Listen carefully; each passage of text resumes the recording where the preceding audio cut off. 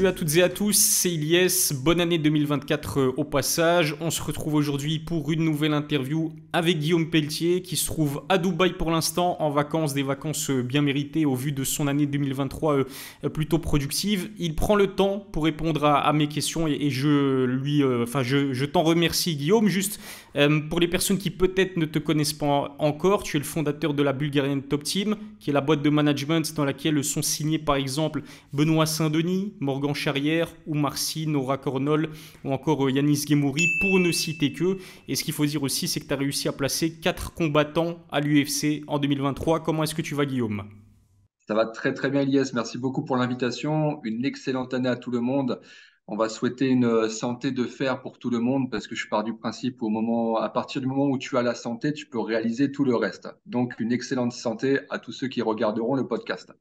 Écoute, moi, ça va très bien. Comme tu l'as dit, je profite à l'heure actuelle de vacances en famille parce qu'effectivement, l'année 2023 était longue, chargée, riche en émotions. Donc voilà, on essaie de recharger les batteries pour repartir sur une nouvelle année pleine de bonnes nouvelles et pleine de nouvelles signatures, je l'espère. Je l'espère pour toi. C'est vrai que ça va être difficile d'égaler ce que tu as pu accomplir en 2023. Hein. Je le disais, tu as réussi à signer Morgan Charrière, Oumar Sy, Yanis Guémouri et Nora Cornol à l'UFC l'année dernière. J'ai eu l'occasion de voir sur X, donc anciennement Twitter, qu'il y avait beaucoup de gens qui te considéraient en fait comme étant le meilleur manager français de l'année 2023. J'imagine que tu es d'accord avec ce titre honorifique.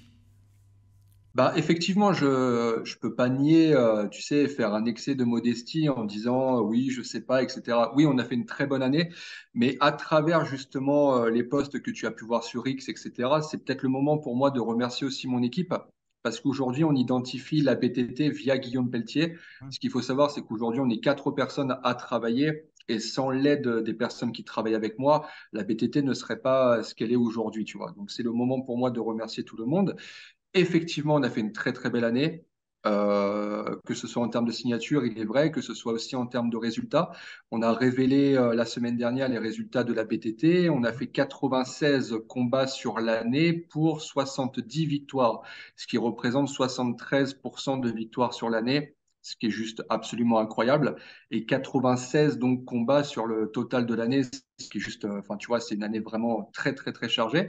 On a fait plus de combats que le nombre de semaines dans l'année, quoi, tu vois. Mhm. C'est une belle perf.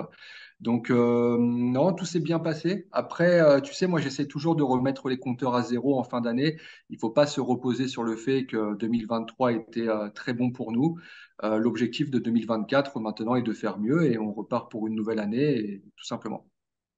T'as raison aussi de complimenter les autres membres de ton équipe. Hein. La BTT, c'est quand même une belle équipe. D'un point de vue personnel, en ce qui te concerne, Guillaume, j'ai aussi remarqué une chose, tu me dis si tu es d'accord ou pas avec moi, c'est que j'ai l'impression que tu as investi un peu plus dans ta communication et sur tes réseaux sociaux en 2023 par rapport aux années précédentes. Est-ce que tu es d'accord avec moi? Je vois que tu hoches la tête, donc j'imagine que oui. Et si oui, du coup, pourquoi est-ce que tu as décidé de donner un peu plus d'importance à ta communication en 2023 par rapport aux autres années?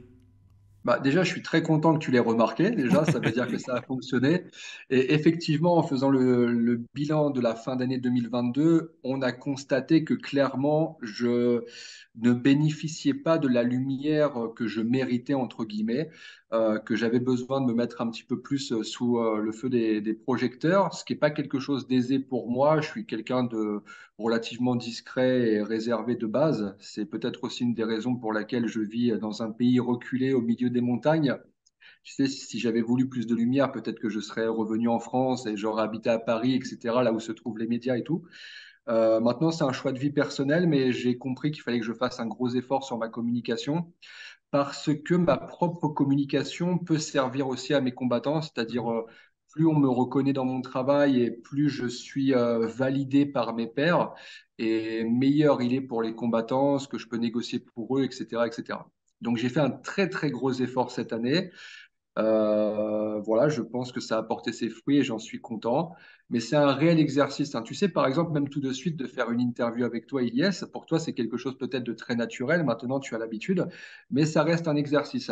Ça reste quelque chose pas forcément naturel pour moi. Maintenant, j'essaie d'y mettre les meilleures volontés du monde. Tu vois, j'essaie de mettre les ingrédients comment dirais-je, pour apporter aux gens aussi ce qu'ils veulent. Parce qu'une interview, il faut aussi qu'elle soit intéressante à écouter, à regarder. Mais oui, j'ai mis l'accent dessus. J'ai mis l'accent dessus, effectivement. Ouais. Merci de l'avoir remarqué, en tout cas. C'est vrai qu'on va pas se mentir, Guillaume, si on devait mettre en évidence un combattant signé à la BTT qui a illuminé, on va dire, 2023, tu vois où je veux en venir, c'est évidemment Benoît Saint-Denis. 3 combats, 3 victoires à l'UFC, 3 finishes. Il a fait face à des adversaires très solides. Il termine l'année en plus de cela à la 12e position dans le top 15 des poids légers qui est évidemment la catégorie la plus relevée de l'organisation. Unanimement considéré, je pense, comme étant le combattant français de l'année. C'est incroyable hein, ce qu'il a réalisé, Benoît. Ce qu'a fait Benoît est exceptionnel, même pour moi qui le connais, qui le côtoie depuis très longtemps. Ce qui s'est passé est ce qu'on aurait pu espérer dans nos rêves les plus fous, en fait. C'est-à-dire qu'aujourd'hui, Benoît a rempli et a rendu une copie parfaite. Mhm, Il n'y a aucune ombre au tableau, tout s'est très bien passé. Ces 3 combats, ces 3 victoires et surtout ces 3 finishes. Et quel finish en plus! mhm, Et avec la qualité des combattants aussi, des adversaires qu'on lui a mis en face. Benoît, oui, clairement, c'est la révélation de l'année. Il y a un côté aussi révélation pour nous, le staff, parce qu'on était conscient du potentiel de Benoît. Mais comme je l'ai dit très récemment, aujourd'hui, en fait, je ne sais plus quelles sont les limites mhm. de Benoît, en fait. J'ai l'impression, j'essaie de rester terre à terre, mais je commence à y croire, si tu vois Mhm. ce que je veux dire. Ouais. Ouais, tu parles clairement d'un combat pour la ceinture. Je commence à croire qu'on peut aller jusqu'à la dernière marche du podium, effectivement. Je commence à croire que c'est possible. Quand tu vois la facilité avec laquelle il a battu Frévola, par exemple, qui était un vrai test pour rentrer dans le top 15, tu te dis que tout est possible finalement avec Benoît parce qu'il a cette particularité de tout savoir faire. C'est Mhm, quelqu'un qui peut te soumettre comme te mettre au chaos. Et pas te mettre au chaos à coups de ground and pound au sol, il est aussi capable de rester debout, tu vois. Donc c'est mhm, quelqu'un du coup qui peut rester debout, qui peut te finir au sol par ground and pound, qui peut te soumettre. C'est quelqu'un qui te marche dessus, qui a un cardio exceptionnel, qui met un rythme exceptionnel dans ses combats. En fait, aujourd'hui, je vois tous les ingrédients à travers Benoît. C'est quelqu'un qui corrige peut-être le fameux défaut, peut-être dont tu allais me parler, le fait d'être un peu à découvert et de prendre quelques coups. Mais finalement, pour faire taire toutes les polémiques, j'ai eu beaucoup de conversations avec Benoît et Daniel Voirin à ce sujet. Et tu sais, j'étais pas dans le coin de Benoît après son dernier combat, tu vois, son dernier mhm, combat. Et après son dernier combat, il m'a tout de suite appelé. Et je lui dis, Benoît, c'est incroyable, mais quand même, tu me fais peur, tu vois. Fais attention, je pense que tu peux te rendre le combat plus facile, tu vois. mhm, Et en fait, écoute ce qu'il me dit. Il me dit, tu sais, il me mettait des patates plein pot, je sentais rien, en fait. Il m'a dit, je sentais rien. Il m'a dit, je sentais qu'il pouvait rien m'arriver. Donc, mhm. en fait, Benoît, aujourd'hui, c'est ce personnage qui te roule dessus, qui te marche dessus, qui t'épuise et qui te fait comprendre très rapidement dans le combat que ça passera pas pour toi, quoi, tu vois. Donc oui, révélation de l'année, inspiration de l'année, parce qu'en plus du combattant, il y a aussi le personnage qui Mhm, clairement a explosé sur les réseaux sociaux. Ça devient un symbole, ça mhm. devient un symbole, ça devient un magnifique représentant pour la France, pour les combattants français. C'est quelqu'un qui s'exprime très très bien, c'est quelqu'un qui a un aura, qui Mhm. a une personnalité qui fait que oui, il est intéressant à suivre et c'est encore une fois un magnifique symbole pour la France et on espère aller le plus loin possible, évidemment. Ouais, on a vraiment l'impression qu'il était dans la zone en 2023 et qu'il était limite intouchable, Benoît. Et c'est d'autant plus fort que, je sais pas si tu t'en souviens, Guillaume, on avait fait une interview l'année dernière, début d'année dernière, en février. Et à ce moment-là, en fait, tu m'avais annoncé qu'il s'était blessé, Benoît Saint-Denis, et pas qu'un peu, à la cheville. C'est une blessure qui a nécessité une opération. Au-delà de cette blessure-là, je sais aussi qu'il y a quelques adversaires qui ont tout simplement refusé de l'affronter. Finalement, il débute sa saison 2023 assez tardivement au mois de juillet et il enchaîne avec 3 victoires incroyables. C'est aussi, on peut parler de remontada hein, clairement en 2023 pour Benoît. Bien sûr, le début d'année 2022, effectivement, pour nous, était très compliqué parce que nous préparions justement un combat. quand la blessure est survenue. Donc oui, c'est un gros coup d'arrêt. En plus, lorsqu'on apprend qu'il y a opération, bah, tu sais comment c'est, les délais de récupération, etc. Donc l'année 2023, plus ou moins, était mal engagée, hein, il faut être Mhm. honnête, hein. On partait du principe où déjà, si on arrive à faire 2 combats, ce sera bien. Et donc, bah, voilà, ça allait prendre du temps, tout simplement.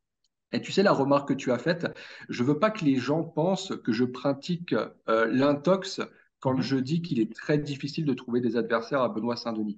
En fait, quand je dis ça, c'est parce que Benoît Saint-Denis, c'est une des conditions de son travail entre lui et moi. Il ne veut prendre personne classé en dessous de lui. Mhm.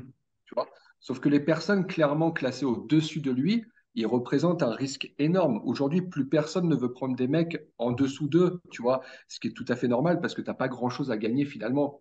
Et Benoît, en plus d'être bon, ben, tu as vu dans ses combats, il fait mal, tu sais, il est Mhm. agressif. Tu sais qu'accepter un combat contre Benoît Saint-Denis, ça va être un vrai test, une vraie épreuve, tu vois. Physiquement, il va te pousser à bout, tu vois.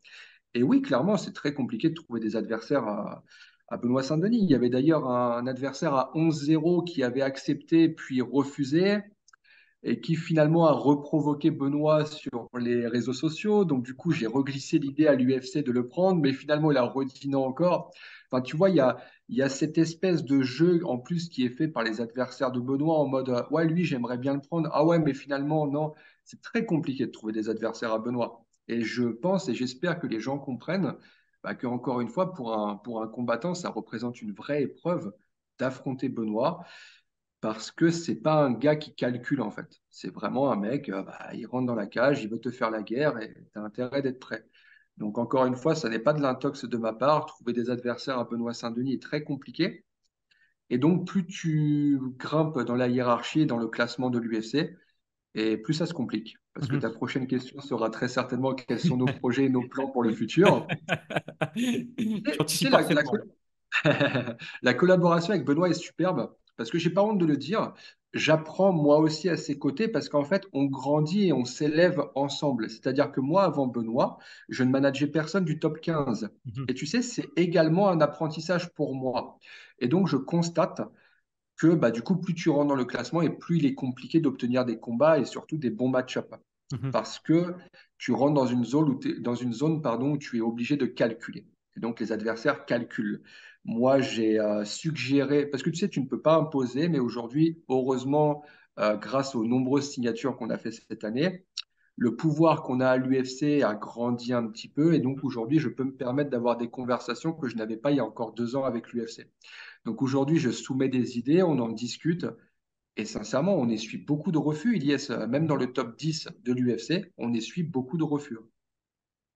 Binil Dariush, visiblement, lui, il est chaud pour affronter Benoît Saint-Denis. Je l'ai entendu dire énormément de bien de Benoît dans une interview il y a quelques semaines. Je ne sais pas si tu l'as vu aussi hier, mais il y a des fausses informations qui ont circulé concernant potentiellement Benoît Saint-Denis versus Binil Dariush. Je crois que c'était pour le mois de février ou au mois de mars à l'UFC Atlantique. Je me souviens plus exactement, mais visiblement c'est faux. Mois de mars. Est-ce que tu peux nous en dire plus concernant justement le prochain combat de Benoît? Est-ce que ça se fera contre Binil Dariush qui lui visiblement est chaud? Mois de mars, est-ce que c'est aussi une date potentielle pour son retour à l'UFC? Alors, je vais te donner des informations extrêmement confidentielles, mais je le fais par rapport au respect que j'ai pour toi et la qualité de ton podcast.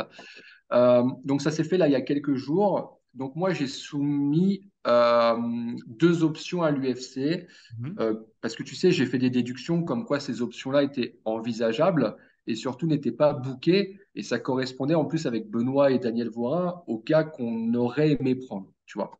Donc, Darius fait partie des options. Il y a aussi une deuxième option. Et au moment où je te parle tout de suite, ça va très certainement arriver demain ou après-demain. Je n'ai Mhm. pas eu de retour de l'UFC. Mais puisque Darius, en fait, dit dans une interview qu'il attend le retour de la team de Saint-Denis, je Mhm. sais donc que l'UFC clairement a proposé cette option à Darius, que lui a accepté et qu'il pense que maintenant c'est à nous d'avoir le mot final. Maintenant, puisque l'UFC n'est pas revenu vers moi, je pense que l'UFC priorise l'autre option que j'avais, que je préfère, que la team entière préfère, et on attend très certainement la réponse de cette autre option pour savoir ce qu'il en est de Darius. Si cette autre option refuse, ça se dirige très certainement vers Darius. Mais que ce soit une option ou l'autre, ce sera un combat incroyable et avec une situation gagnant-gagnant pour nous. On a tout à gagner en fait. Super intéressant. Bah, merci Guillaume d'avoir confirmé que Darius c'était possible. Donc rien d'officiel pour l'instant, mais on devrait en apprendre plus incessamment sous peu. En 2023, c'est vrai qu'il y a un autre de tes combattants signé à la BTT qui a fait énormément de boucan, de bruit. C'est Morgan Charrière qui a fait enfin ses débuts à l'UFC. C'était à l'UFC Paris en septembre 2023. Il a démoli son adversaire au bout d'un seul round. Il a même décroché le bonus pour la performance de la soirée. Au-delà de l'aspect sportif aussi, ce qui est intéressant avec Morgan, c'est qu'il a explosé aussi les compteurs vus et likes des réseaux sociaux de l'UFC et je pense que l'organisation a quand même jette un œil là-dessus. C'est une comment dirais-je, c'est une réalité qui est importante pour eux, le fait de voir des combattants être aussi populaires. Ils pouvaient pas rêver d'un meilleur début, Morgan Charrière. Absolument, Morgan Charrière, tu sais, ça représente une joie énorme pour moi que de le voir à l'UFC. Morgan, on a traversé les montagnes russes ensemble. On a malheureusement subi des déceptions et des peines énormes avec des combats dont les décisions ont été très litigieuses. Donc, c'est une revanche personnelle en ce qui me concerne et en ce qui concerne Morgan, tu vois.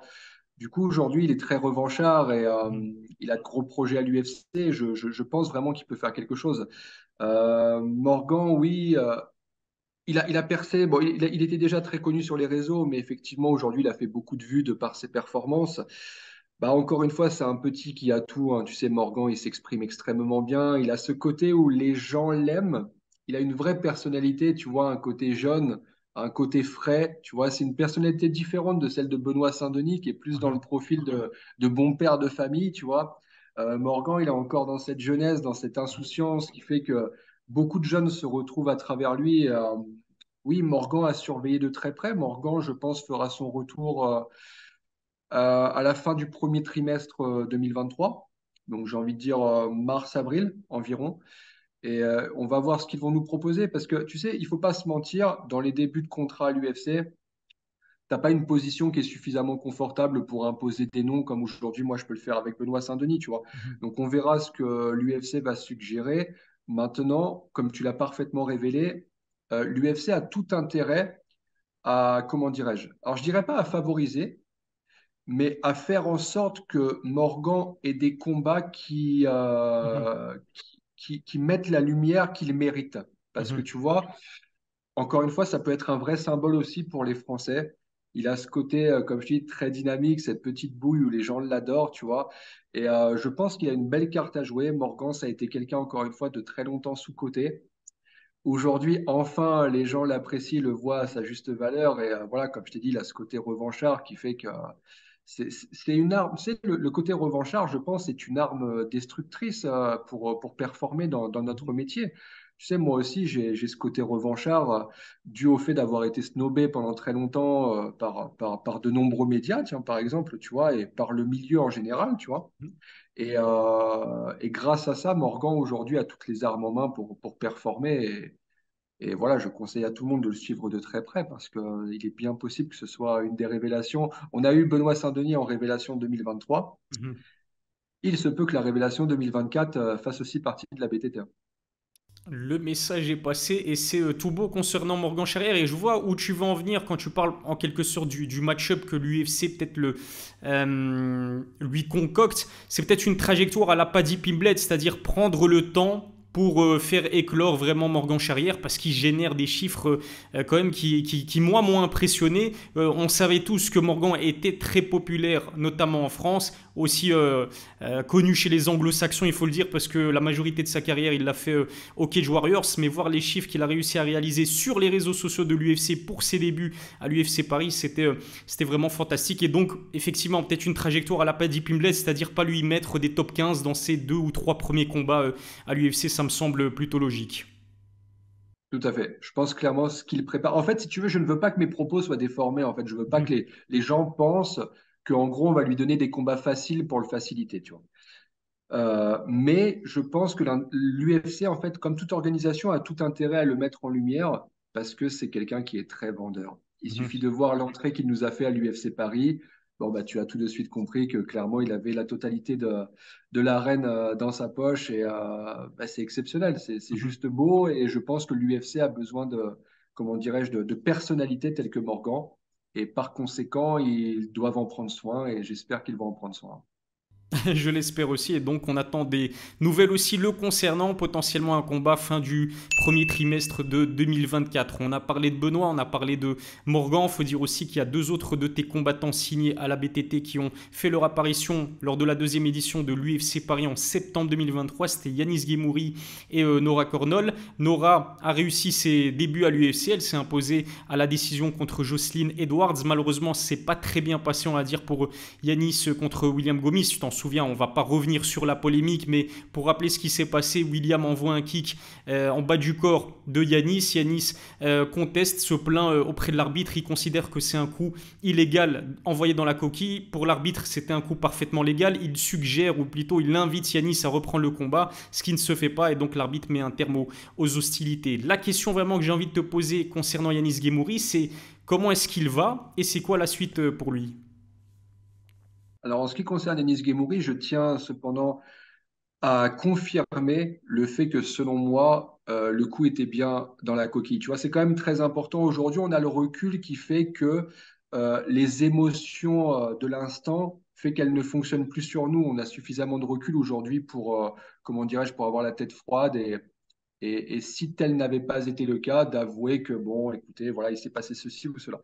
Je confirme bien, le coup était dans la coquille et ça me paraît clair et je trouve que c'est très dommage et je trouve que l'arbitre de ce soir-là a clairement gâché les débuts de Yanis Guémouri à l'UFC et ça, je le regrette profondément. Maintenant, l'UFC eux-mêmes connaissent la situation. L'UFC est d'accord avec ce que je peux penser moi et par conséquent n'en tient pas rigueur à Yanis Guémouri ou ne considère pas qu'il a pris un TKO ce soir-là. Et je pense que ça, c'est très important à souligner, tu vois. Donc ça, c'est le premier point. Alors Yanis Guémouri, malheureusement, on a reçu une proposition de la part de l'UFC, mais ça correspondait à la période du Ramadan. Et voilà, tu sais, moi, je ne discute pas les religions et la foi de chacun. Je discute avec tous mes combattants de ce qu'il en est par rapport à cette situation. Est-ce qu'ils souhaitent combattre? Est-ce qu'ils vont continuer à s'entraîner pendant cette période ou pas? Et malheureusement, la proposition de l'UFC ne correspondait pas à une période de disponibilité pour Yanis Guémouri. Donc, on va le revoir encore une fois un tout petit peu plus tard, peut-être au mois d'avril, tu vois, dès lors que le Ramadan sera terminé. Donc, voilà. En fait, j'ai envie de te dire aujourd'hui, tous les combattants de la BTT vont combattre sur une plage temps de mars à avril. Ouais. Tout le monde combattra sur cette période. Ok, ok. On sait qu'il y a des rumeurs d'un UFC en France en mars ou peut-être en avril. Est-ce que c'est toujours d'actualité? Pas du tout. Alors, moi, d'après ce qui m'a été reporté par l'UFC, euh, la condition sine qua non pour organiser un UFC à Paris, il fallait qu'il y ait une ceinture en jeu. Il Mhm. fallait que Cyril Gane combatte pour la ceinture intérimaire, ou il fallait que Manon aussi combatte pour la ceinture intérimaire. Malheureusement, il semblerait que ni l'un ni l'autre ne Mhm. combattent pour la ceinture intérimaire et que par conséquent, l'UFC décide de venir un tout petit peu plus tard pour faire un gros coup.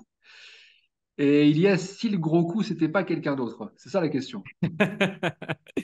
Benoît Saint-Denis, par exemple? Entre autres, entre autres. Ah, ce serait vraiment phénoménal. Après, on sait qu'il y a les Jeux Olympiques à Paris. Tu dirais que 2024, c'est possible. On pourrait quand même assister à un UFC Paris, peut-être fin 2024? Ah, c'est certain. C'est Ok. certain qu'il y aura un UFC à Paris en 2024, oui. C'est absolument certain.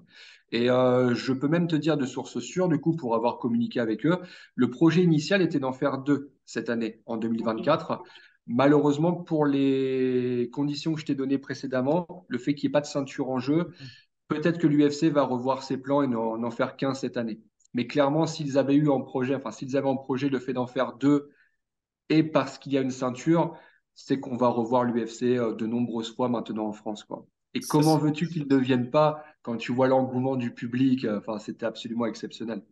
Ah non, il y a rien à dire. Moi qui suis belge, hein, comme tu le sais, c'est pas un secret, mais quand je vois l'ambiance que le public français a été capable de générer, on va dire, c'était une ambiance survoltée lors des deux premiers UFC en France. Et puis, moi j'étais présent aussi sur place lors du PFL Paris, Cédric Doumbé versus Jordan Zebo. T'as l'émission MMA Hour animée par Ariel Elouani qui a considéré que c'était le public de l'année. Donc franchement, il y a rien à dire, hein. Le public français est juste incroyable. On vous connaissait, on connaissait votre ferveur pour le foot avec le public lensois lensois ou le public marseillais. Mais en termes de MMA, maintenant, vous avez passé le message au monde entier. Il faut vraiment compter sur vous en ce qui concerne l'ambiance. C'est exceptionnel, tout à fait. Tu sais, j'avais la chance d'être dans le coin de Benoît pour l'UFC Paris 1 et 2. Ce sont, et je n'ai pas honte de le dire, jusqu'à aujourd'hui, les plus grosses émotions que j'ai pu connaître dans le sport. Clairement, c'était exceptionnel. Il y avait un engouement. Tu sais, même moi, à ma petite échelle, j'en suis presque gêné, tu vois. Mais même moi, je sortais de l'hôtel. Il y a des gens qui me demandaient des photos et des autographes en sortant de l'hôtel, tu vois. Enfin, tu vois, aujourd'hui, il y a un vrai truc qui est en train de se créer autour du MMA. Mhm. Et c'est tellement beau, tu sais, quand tu vois la sortie de Benoît Saint-Denis jusqu'à la cage. Enfin, le truc, c'est comment est-ce que tu peux perdre dans ces conditions, Elias? Tu Mhm. peux pas perdre, en fait. Tu as l'impression que c'est une armée qui rentre dans la cage. C'est juste exceptionnel. Sincèrement, je me rappelle de la sensation. J'avais les frissons au moment où on est sorti. C'était incroyable. Le public français est exceptionnel. Ah, c'est clair et net.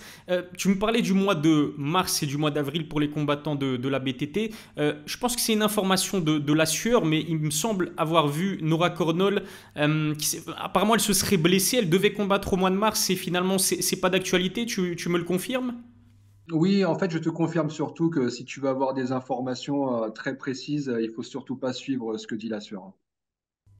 Ok, ça c'est pour la pique envoyée à la sueur. C'est en rapport avec quoi là ce que tu me dis concernant la sueur? C'est en rapport avec leur MMA Awards? C'est très général en fait, si tu veux, c'est l'ensemble de tout. Un petit peu plus tôt dans l'interview, je t'ai dit que moi j'ai passé des années à être snobé. Clairement, cette remarque leur est destinée. J'ai passé des années à essayer de promouvoir mes combattants et à mettre la lumière sur mes combattants, mais dès lors que je leur demandais une interview, ça n'était pas possible parce qu'ils n'étaient pas intéressants. Il fallait attendre qu'ils signent à l'UFC avant d'être intéressants. Et si tu veux, aujourd'hui, le partenariat est compliqué. Et là, vraiment, ce qui a été le point final, et tu as pu remarquer, si tu suis un petit peu mes stories, je me suis amusé avec eux cette semaine. Mais c'est bon enfant dans le sens où moi, je n'attends plus rien de la sueur et ça fait des années que je n'attends plus rien d'eux. Tu sais, quand je vois que cette année, on a été capable d'attribuer le award de meilleur coach à quelqu'un d'autre que Daniel Vorin, pour moi, en fait, la boucle est bouclée, en fait, si tu veux. Je ne remets pas du tout en cause le travail d'Aldric Cassata, qui est certainement un excellent coach. Je n'ai pas la chance de le côtoyer au quotidien. Mais les performances de Daniel Vorin, pardon, sont 3-0 à l'UFC. Et on ne parle pas de trois décisions, on parle de trois finishes. Et on est tous unanimes sur le fait que ce sont les game plans de Daniel Voirin qui ont permis la performance de Benoît Saint-Denis. Donc c'est l'intervention du coach qui ont permis la performance.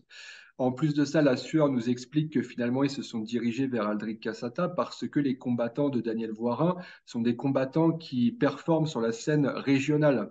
Du coup, je le redis si les gens n'étaient pas au courant. On a Romain Desbiennes qui a un 3-0 en 2023, dont 2-0 au Bellator. Je ne pense pas que le Bellator soit une organisation régionale. On a Mathieu Leto Duclos qui fait un 2-0 à Hexagone. Mhm. Et tous des finishes. Donc là, je viens de te résumer un 8 combats, 8 victoires, 8 finishes. Tu vois, il y a une malhonnêteté de la part de la sueur qui fait qu'aujourd'hui, moi, je n'attends plus rien d'eux. Je ne suis pas en train de régler des comptes, hein, Elias, hein, je préfère juste qu'on se parle franchement. Euh, voilà, j'attends plus rien parce que pendant des années, ça a été compliqué. On a essayé de collaborer. On a vu que clairement, il n'y avait pas la volonté de leur part de collaborer. Et aujourd'hui, dès qu'ils ont l'occasion de mettre un peu le voile sur nous plutôt que de mettre la lumière, ils ne se privent pas pour le faire. Donc voilà. Et en plus, j'en rigole parce que clairement, quelle est la légitimité de la sueur? Ce sont deux pratiquants et des fans de badminton qui clairement se sont mis au MMA parce qu'il y avait plus de lumière sur le MMA. Donc clairement, tu sais, il n'y a pas une légitimité pardon, qui est exceptionnelle de la part de la sueur.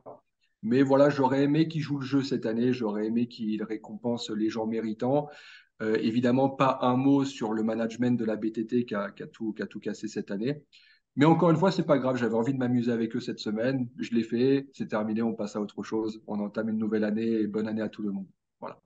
Le message est fracassant et du coup le message est passé. Tu me parlais de Romain Debienne, j'en profite pour te poser cette question-là, mais on l'a vu call out Cédric Doumbé, on sait que Cédric Doumbé pour son deuxième combat au PFL, pour son prochain combat au PFL, sauf si peut-être j'ai loupé quelque chose, mais il n'y a pas encore d'adversaire vraiment défini. Est-ce que ce serait possible de voir Cédric Doumbé affronter Romain Debienne? On sait que Romain évolue au Bellator, que le roster Bellator a intégré le PFL. Est-ce que c'est possible?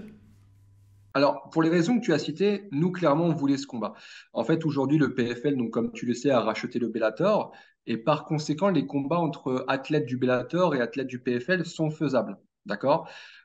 Clairement, nous, on a fait un post avec Romain comme quoi Cédric Doumbé souhaite conquérir le monde, mais qu'il faudrait conquérir la France Mhm. avant toute chose, et qu'aujourd'hui, il y a des étapes dans la vie d'un combattant et qu'il ne faut pas les griller. Et il faut quand même rappeler que je crois au classement Cédric Doumbé. Avec tout le respect que j'ai pour lui, j'ai fait d'ailleurs un TikTok à ce sujet. Je suis un fan absolu, euh, alors pas du combattant, mais de la personnalité.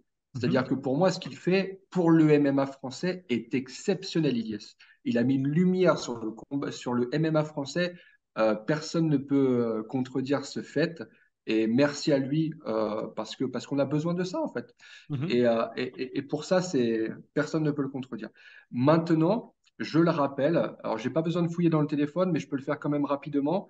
Je crois que Monsieur Cédric Doumbé aujourd'hui est à la 458e place dans le monde. Mhm. Ça veut donc dire qu'aujourd'hui, chez les welterweight, il y a, oui, je te confirme, c'est ça, 459. Donc aujourd'hui, devant lui, il y a 458 personnes. Et Mhm. parmi ces 458 personnes, il y a Romain Debienne. Donc pour moi, ce combat prend tout son sens. Une opposition franco-française.